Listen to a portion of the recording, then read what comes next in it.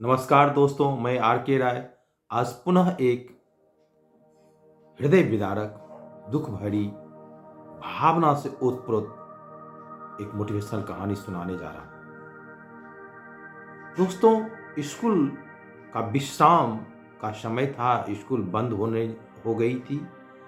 एक लड़का स्कूल से छूटता है अपने घर के लिए और रास्ते में देखता है एक बलवान लड़का एक कमजोर लड़के को अपनी बेंत से पिटाई करते चला जा रहा था।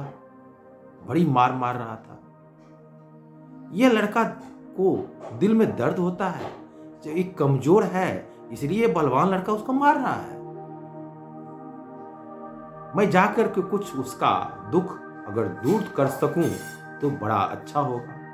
यह लड़का उस बलवान लड़के के पास जाता है और कहता है, भाई साहब, आप इसे क्यों पीट रहे हैं, क्यों मार रहे हैं?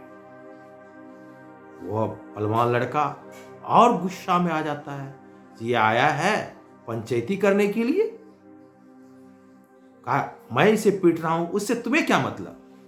कहा, हाँ मतलब है भाई साहब, मैं जानता हूं भाई साहब, आप बहुत बलवान हैं। मैं आपका साथ संघर्ष नहीं कर सकता हूं और न मैं इस लड़का को बचा सकता हूं,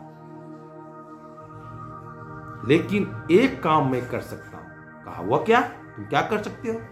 कहा, मैं इसका थोड़ा सा दुख बांट सकता हूं। और बलवान लड़का हाथ पर रह जाता है। कहा, क्या क्या तुम इसको मदद कर सकते हो?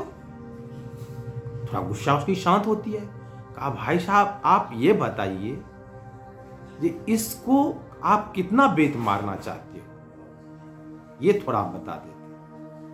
कहा, मतलब?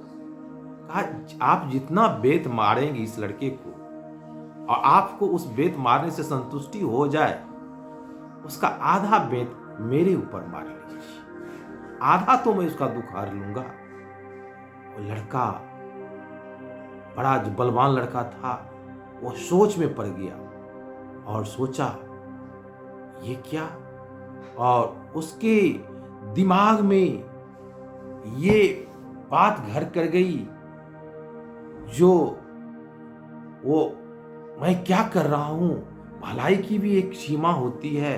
वह तुरंत अपनी जो बेंत की लकड़ी थी उसको तोड़ करके फेंक देता है और रास्ते चल देता है। उस लड़का का जिस पर बेंत पड़ रहा था, लाठियां पड़ रही थी, वह भी बच जाता है और उसे एक सज्ञान बलवान लड़का हो जाता है।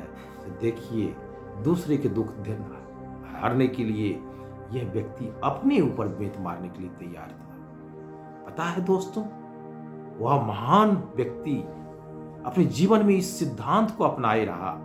वह लड़का जो अपने ऊपर भी कहा, आधा बेंत मेरे ऊपर मार दीजिए, वह महान लड़का कोई और नहीं था।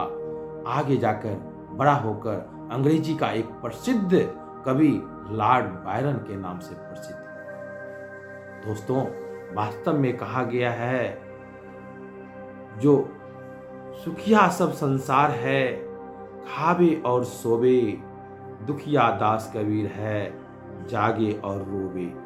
ये दुनिया में जो अच्छे लोग होते हैं, दुनिया के दुख को देख करके रोते हैं, कष्ट में वह सहते हैं। वास्तव में कहा जाता है, जिसका चरित्र गंगा जल सा, स्वच्छ विमल पावन निर्मल, जिसके उर में सद्भावों की धारा बहती कल कल छल छल, जो प्यास बुझाता जन जन का, वह पनघट कभी न रीता है, उसका हर आंसू रामायण, प्रत्येक कर्म ही गीता है।